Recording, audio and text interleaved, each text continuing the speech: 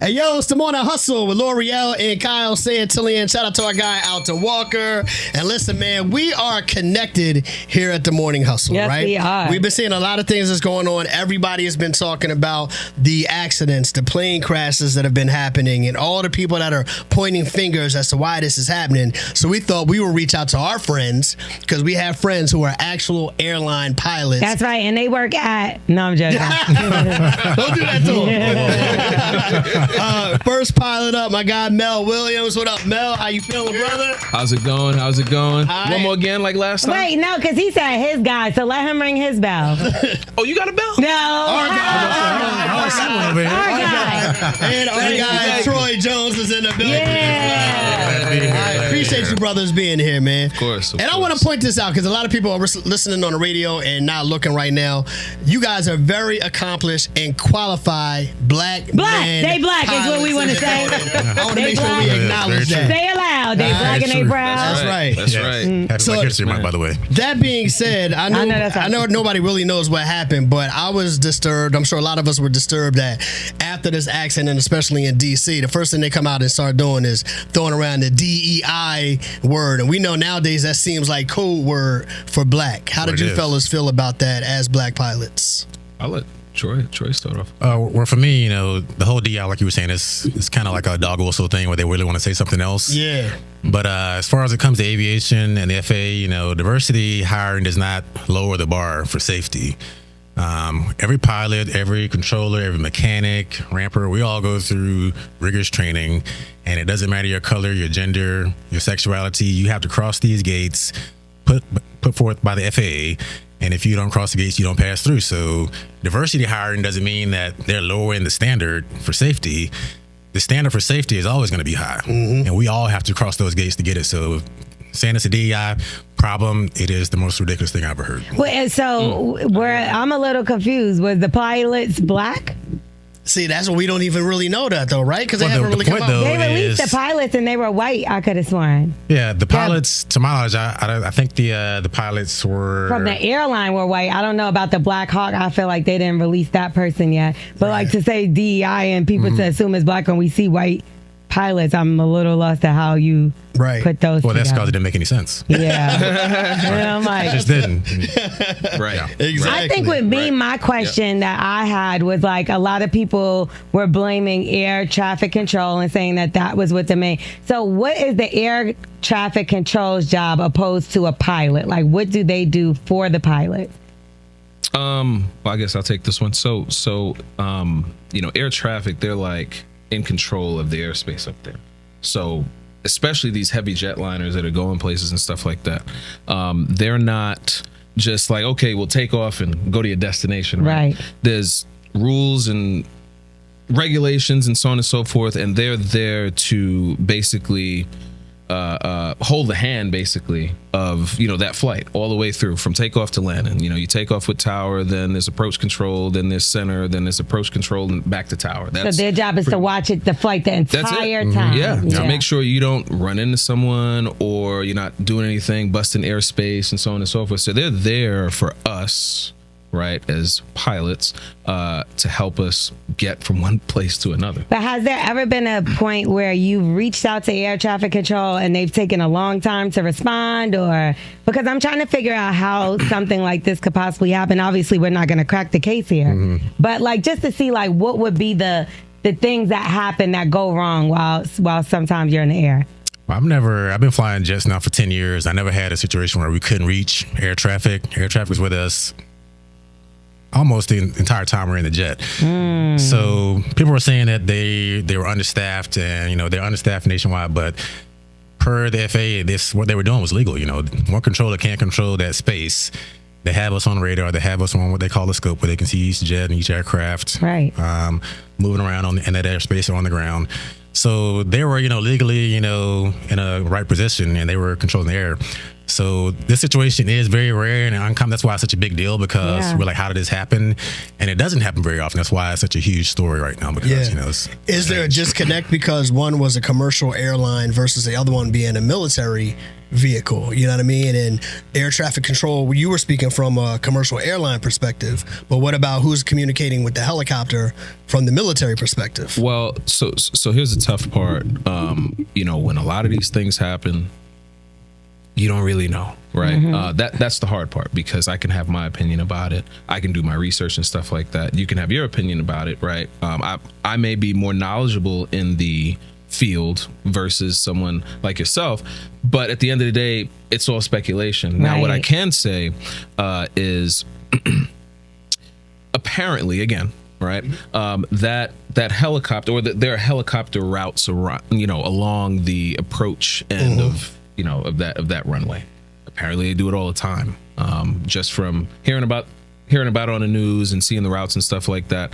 So just like Troy was saying, this is like a super rare situation where, and in aviation and in other industries, there's something called a Swiss cheese model, where one thing happens and then the next thing happens, and there's so many different layers where all the holes of the Swiss cheese along like 8 different layers line up, and then you get something like this, right? And this is kind of one of those situations. Like, I mean, just think about it.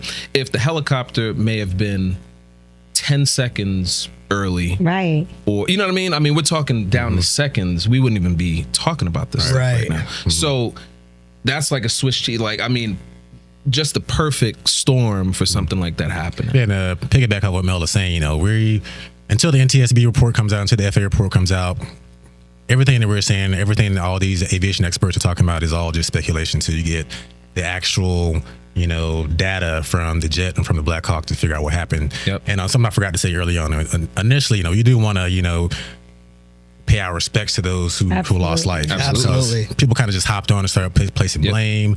It was this, was that, but in the meantime, 6-7 people lost their lives, so you want to recognize that off the top. Absolutely. I wanted to revisit just the DEI aspect of this whole conversation just for a second. How has some of those comments affected you, your colleagues, the other minorities that you guys may work with or to trying to get into the field since those comments were made? Like, how are people receiving those comments? Are you seeing like a shift in people's attitudes, or what's kind of been your experience since those comments were made? I'll start off with that. Like he has a story. Well, not necessarily story. It's a touchy subject for me. The whole DEI thing, because like Troy explained, and we could say it till we're blue in the face, right? But then when you have certain public figures that jump on and say certain things, and they have this huge following, and people just they don't know what they're talking about, right? On social media, anything that anytime I should say, something happens in aviation, I mean, just read the comments. I mean, right? DEI. They don't know who is operating what, this, that, and the third. It's just DEI. Yeah. Period. It sounds like bots. Sometimes I feel like it's propaganda. And honestly, I think a lot of it is. Honestly, I think a lot of it is just to stir the pot. Yeah, it is. But because nobody was talking about DEI a couple, you get what I'm saying? A couple months ago. Right. No, exactly. So, but to your question, I'm walking through the terminal and stuff like that, and with your you got your uniform, I got my uniform on, and I'm not saying everybody, but it's hard not to, when you lock eyes with somebody, right? You kind of have a feeling what they're thinking, and then now you're like, well, what you looking at? You know what I'm saying? Like, so it's a very difficult situation to navigate. Now, I will go on and say, yeah, I'm looking at a black pilot for a different reason. Maybe you getting the signals mixed up. Ding. You ring the bell for yourself. I definitely did, and I laugh at my own joke. but in the back of my head though, like, I've been in aviation since I was 19 years old. I'm 37 now. And, now I'm like, you barking up the wrong tree, because, I started off in maintenance, and I did that for a number of years. I've worked maintenance control and, talking to mechanics and giving them troubleshooting ideas and talking to pilots, from behind the desk and stuff like that. Now I'm doing the pilot thing. I'm also an aerobatic pilot. So, I mean, I've seen a lot. So I kind of start to grin at it after, because I'm like, yeah, you really barking up the wrong tree on this one. And to go with you saying, like, walking to the airport, I kind of have the viewpoint of what L'Oreal is saying, like, I'm very proud of what I do for a living. I work very hard for this. I train very hard. I'm a very safe and proficient, pilot. So I try not to, let those thoughts creep in or whatever somebody else, because they're not saying those things to me. Right. I'm in uniform. I'm in stripes with my hat on.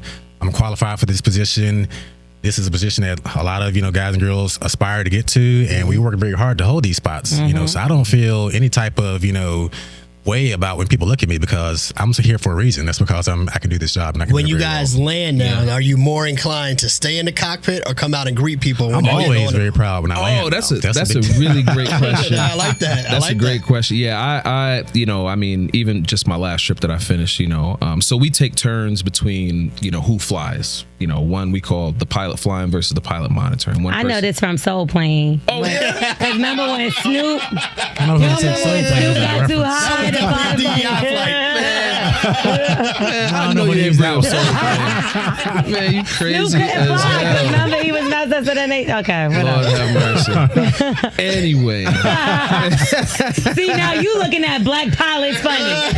What's wrong with Soul Plane?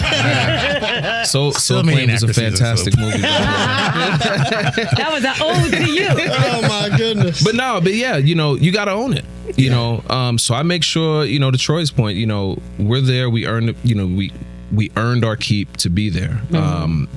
Training and everything. So when I get dressed in the morning, I get dressed with an extra little, you know what I'm saying? Like everything is tight. So when I am getting looked at, they can't find nothing. Your hair look good. Everything is pressed. No wrinkled shirt. So I stand, after that landing, I stand in that doorway and I'm proud. I'm telling those folks, thank you for flying with us and so on and so forth. Y'all stop giving out pilot wings, and that's when things got a little. I ain't get one in mad long. Well, you gotta stop by and ask sometimes. I gotta ask. You gotta come by the cockpit when you walk out. Ask them, do they have any wings? I be saying thank you to them. I'm making my business to stop and talk to the pilot, because one, I know that it has to be a stressful job. It's a tiring job. I know y'all only are allowed to fly certain hours, but y'all are on call. If they need y'all, you have to be there.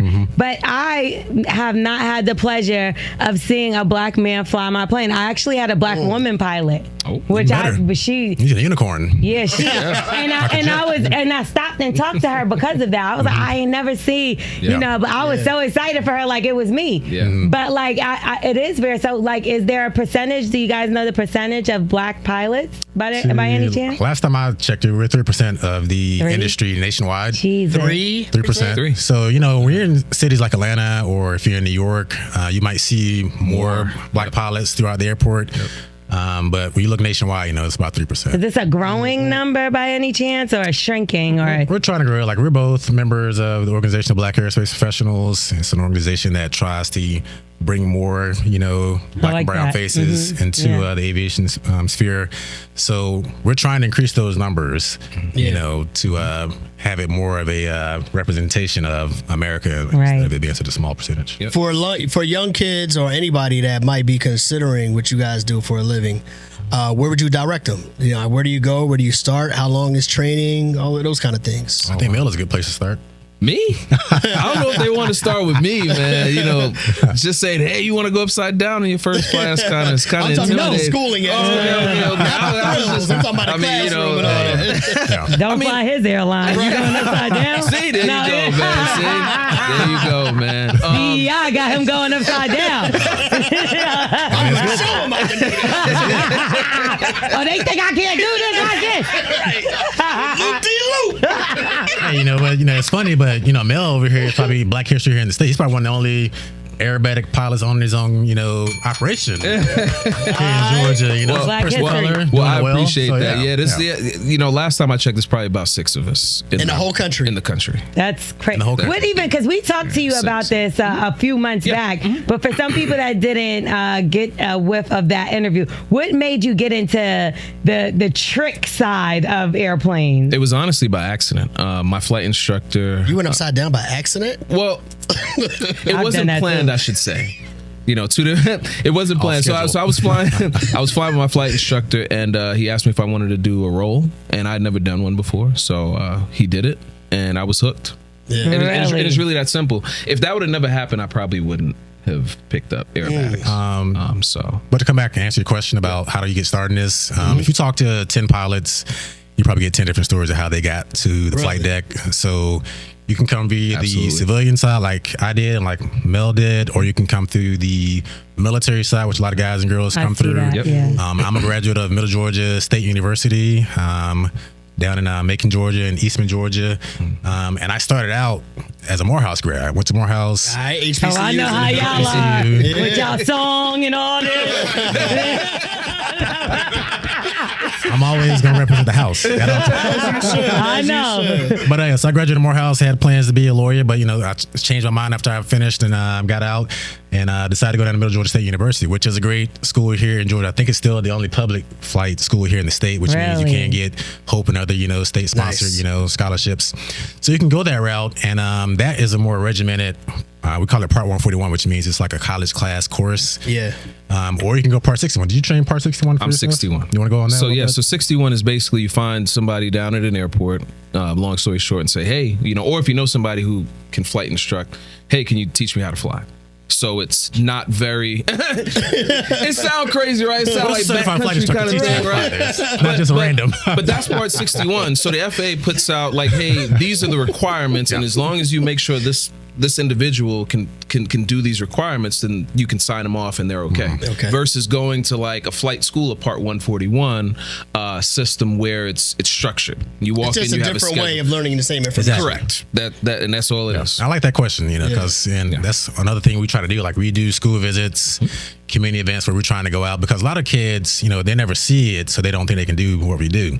So the fact that we can go out in stripes, and you were talking about before when you saw the black female pilot.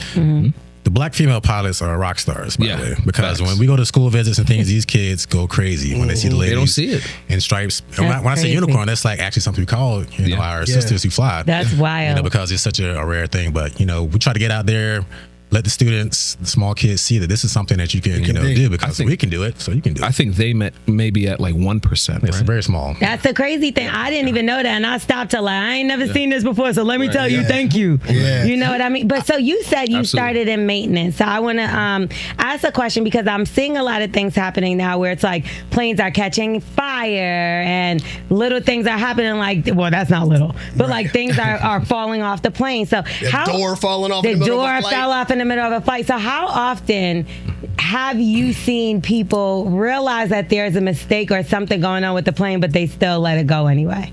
Ooh, never. I'm gonna say probably zero. So because then how does stuff like this happen? Because this is right after takeoff, a lot of these things are happening. I'm with you, because I'm just as lost and dumbfounded as you, because I've been in maintenance for a while. There are, just like anything, right? There are maintenance procedures that you follow step by step to accomplish the goal, whether it's changing a tire, whether it's changing a light bulb, whatever it is. So I don't know what's happening for something like that to happen. I honestly don't. And I've been out there for years, because if you don't know, there's somebody you can ask. If they don't know, there's somebody that they can call. So. And I've definitely waited 3 extra hours on the flight because they said something was wrong. Yeah. So I'm confused. Now that is not the end of the world, because, it's all about safety. Safety is paramount, right? Who wants to get on a plane with a maybe? Right. Nobody, right? No. You know what I'm saying? You don't step on the plane like, man, I hope this thing works. No. That's not, you know what I'm saying? Right. So safety is paramount. So if you're on a 3-hour delay because they got to figure something out, if it's a 4-hour delay, if they cancel the flight because, you know what I'm saying? Better safe than sorry. Better safe than sorry. See, I am fine. When they have a delay because something's wrong with the plane, then I'm quiet. Right. But like sometimes they'll put us on the plane, we get to going, and they'll be like, oh, we forgot we ain't had no fuel. And you're like, wait a second. Why'd you even put us on the plane? Sometimes it is some bugged out things that happen. But like you said, with the exit door falling off, sometimes I even look at the exit door and we see some things happening on the plane where sometimes there's that one crazy person that feels a little froggy and tries to jump up and run towards the door. And what I realized the other day when I was looking at the door, it tells you how to open it. Why the hell would they have instructions on the door? Shouldn't you go to training for that? It shouldn't be on the door. Well, this is, I know you want to hop in, but no, again, because I'm looking at it, I'm like, well, if I wanted to, I could really open this door. And that's the point, because in a case of an emergency, you're not going to have a trained professional sit by that door. You need a person like yourself who's untrained. who can read Well- the door instructions in case you need to open the door and get out to survive. So we need to make Too it many accessible. crazy people for that. Yeah, I don't know. I don't know about that. Because you ain't never been on a plane. See the thing where the people be on a plane jumping to I've one seen person? the videos and everything. I hadn't seen it myself personally in 10 years, as a professional aviator. I never seen that. But of course, I've seen those stories. So I be looking at them running towards the door, child. Facts. All right, we're going to let you guys go. But we talked about this a little bit earlier, and I don't know if you gave a direct answer on your personal opinions. So what do you guys think actually happened with the flight crash in D.C.? Just your opinions. Right. Once again, it's an opinion. We don't have the NTSB, the FAA report. From looking at it, it seems like the helicopter might have been off the altitude where it's supposed to be at. The CRJ 700 was cleared to land, which means they own that airspace coming into runway 33 in DCA. So just preliminary looking at it, it seems like maybe the helicopter was off altitude because it should have been at the same altitude as a jet. But we won't know for sure until, the NTSB releases and lets us know exactly what happened. Yeah, for sure. Yeah, I mean, it's we as aviators hate commenting on it because again, like I previously said, I mean, nobody knows anything until the official report. But from a personal perspective, it could be a number of things. Air traffic control did say, hey, do you have that traffic in sight? And they said they did. Were they looking at different traffic? Right. That's possible. Maybe they were looking the wrong way. I can see that. Also, maybe there was a mechanical failure. Maybe they were trying to get out of the way and couldn't. Which you don't see a lot of people saying that, right? Yeah. So it could be one of those two things. I don't think anyone would, intentionally just run into an airplane. Right, right. So I'm just going to rule that out from jump. And because that would be terrorism, and I feel like that's something we correct. would have known. Correct. All kinds of crazy So I don't think it was intentional at all. I think that, again, going back to the whole Swiss cheese thing, it was a freak accident, a very rare occasion. I think that they weren't looking in the direction of the traffic or there was a mechanical error. Sometimes it just feels like it's back-to-back plane issues, or you get what I'm saying? Because after that DC situation happened, unfortunate situation, then you have Philly. Right. And they had a situation. We didn't touch on that. Yeah, we didn't touch on that at all. And it's for it to be back-to-back. I was on the plane going to LA right after the Philly, and we had extremely terrible turbulence for 45 minutes. And if I wasn't a God-fearing woman, I probably would have been screaming, crying. Can I? Sorry, my bad. You go on. Can I just say like two things real quick? No, please. Because I know that there are listeners out there that are afraid to fly, right? I mean, a lot of people are just like, I'm not getting on the airplane or whatever. So I just did a little quick research before I got here, just to kind of have something in my head. Back in the 90s and the 80s, there were, deaths, yearly deaths with airplanes like in the 2000s, mid to the 2,500 deaths for the year, 3,000 deaths for the year. Really? We just didn't hear about them all. So I'm going to get right back to that, right? So now, last year, 2023, it was only 223 or something. That's a huge difference, right? Yeah. So too much for me. Right. Too rich for my blood. Now, granted, it should be zero, right? In a perfect world, it should be zero, right? Even one is too many. But I'm just saying that there is a huge number reduction, because airlines are safer. But because of social media, it doesn't feel that way, right? Because in the 90s and 80s, we didn't have that. Right. Something happened, you read about it in the paper, right? You saw it on the news or whatever the case is, and that was that. But, you don't have the influence of social media with people basically running ideas and just saying stuff. It was Twitter, the Russians, all that. And Twitter just going crazy. Conspiracy so people are freaking theory. out. But aviation over the years has actually gotten safer. So if you're listening, don't be freaked out, because getting in your car is way more dangerous than getting on an airplane. That's a That's what fact. they say all the time. That's a fact. 44,000 car deaths in 2022. Wow. 44,000 for the year. Yeah. That's a lot. Yeah. Right? And you have no control over that. Right. There's people out there texting and driving. You know, you might be texting and driving. There's people out there drunk driving, all this stuff, and you're just kind of out there. Nobody controlling, nobody telling you to make a left, Yeah, make that's a right. true, yeah. Right? You're just out there just hoping to make it from one but- destination to the other. For sure.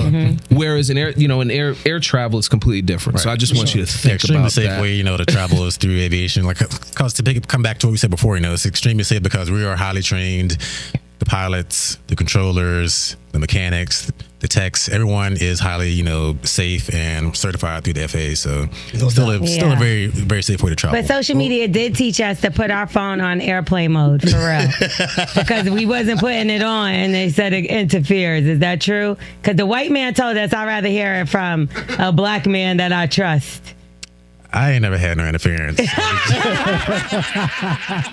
you have it. His white ass was lying. We appreciate y'all, pilots. These black brothers in the building holding us down today. Pilots Mel Williams and Troy Jones. Thank you both, man. Hey, and I was going to say this, man. Thank you. I trust you, man. I let Mel take me up in the airplane. We went upside down in the rolls and the loops and all of that, and I'm still alive today. Damn There you go. Hey, I flew a mail too. I'm still alive. That's it. That's It worked it. out. Yeah. That's it. We was hoping you released this share. Yo, thank y'all for coming in, man. We appreciate it. I'm sorry. One more question. Yeah. Why don't they have parachutes for each person underneath the seat instead of a floaty? I feel safer with a parachute than a floaty. Where, It's too heavy. Where are you going to parachute out of? I don't care. The door that The told me ceiling to is- open it. It's a continuous, the machine doesn't have an opening for you to parachute out of, so. But y'all have parachutes. No, there's no parachutes in a commercial The jet. pilots don't have parachutes? No. Oh, I was watching the movie. No. Don't play Snoop had a parachute. Yo, thank No y'all for parachutes. coming in, man, and Thank you. talking to us Yeah, thanks about for this. We having us. appreciate y'all, man. Thank Let you. people know how they can follow y'all really quickly, if you want to. You No. can- You're what's going to it? get Yeah. fired. No, you're not. No. You can follow me at Mel the Traveler on Instagram and all social platforms. All right. Yeah, I'm a Jet Pilot Jones. Jet Pilot Jones, Mel the Traveler. Yeah, the goats. We appreciate y'all. The Thank y'all. unicorn. All right.